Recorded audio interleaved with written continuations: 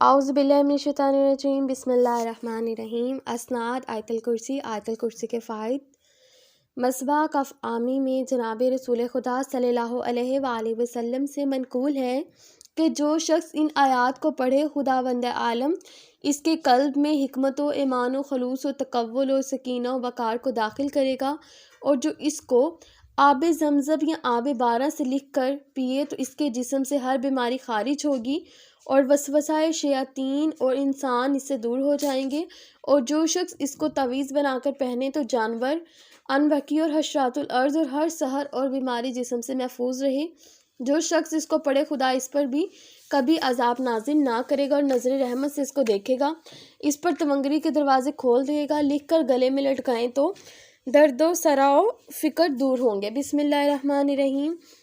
اللہ لا الہ الا هو الحی القیوم لا تأخذہ سنۃ ولا نوم لہ ما فی السماوات و ما فی الارض من ذا الذی یشفع عندہ الا بإذنہ یعلم ما بین ایدیہم وما خلفہم ولا یحیطون بشیء من علمہ الا بما شاء وسع کرسی السماوات والارض ولا یعودہ حفظہما وہو العلی العظیم۔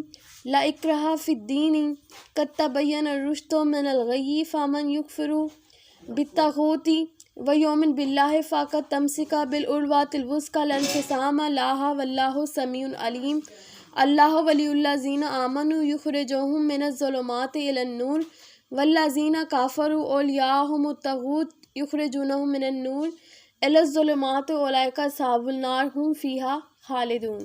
خدا کے نام سے شروع کرتی ہوں جو بڑا مہربان نہایت رحم کرنے والا ہے۔ وہ ذات پاک ہے، اس کے سوا کوئی معبود نہیں، وہ زندہ ہے اور سارے جہان کا سنبھالنے والا ہے۔ اس کو نہ اونگ آتی ہے نہ نیند، جو کچھ آسمان میں ہے جو کچھ زمین میں ہے غیر سب کچھ اسی کا ہے۔ کون ایسا ہے جو دن بدن اس کی اجازت کے اس کے پاس کسی کی سفارش کرے؟ جو کچھ اس کے سامنے موجود ہے، جو کچھ ان کے پیچھے ہو چکا ہے، خدا سب کو جانتا ہے، اور وہ لوگ اس کے علم میں کسی چیز پر احاطہ نہیں کر سکے مگر وہ جسے جتنا چاہے سکھا دی۔ اس کی کرسی سب آسمانوں اور زمینوں کو گھیرے ہوئے ہے، ان دونوں زمین و آسمان کی نگہداشت اس پر کچھ بھی گراں نہیں۔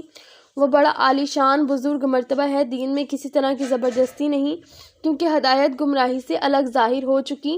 تو جس شخص نے چھوٹے خداؤں بتوں سے انکار کیا اور خدا ہی پر ایمان لائے تو اس نے وہ مضبوط رسی پکڑ لی جو ٹوٹ ہی نہیں سکتی، اور خدا سب کچھ سنتا اور جانتا ہے۔ خدا ان لوگوں کا سرپرست ہے جو ایمان لا چکے ہیں کہ انہیں گمراہی کی طریقوں سے نکال کر ہدایت کی روشنی میں لاتا ہے، اور جن لوگوں نے کفر اختیار کیا ان کے سرپرست شیطان ہے اور ان کو ایمان کی روشنی سے نکال کر کفر کی طریقوں میں ڈال دیتے ہیں۔ یہی لوگ تو جہنمی ہیں اور یہی اس میں ہمیشہ رہیں گے۔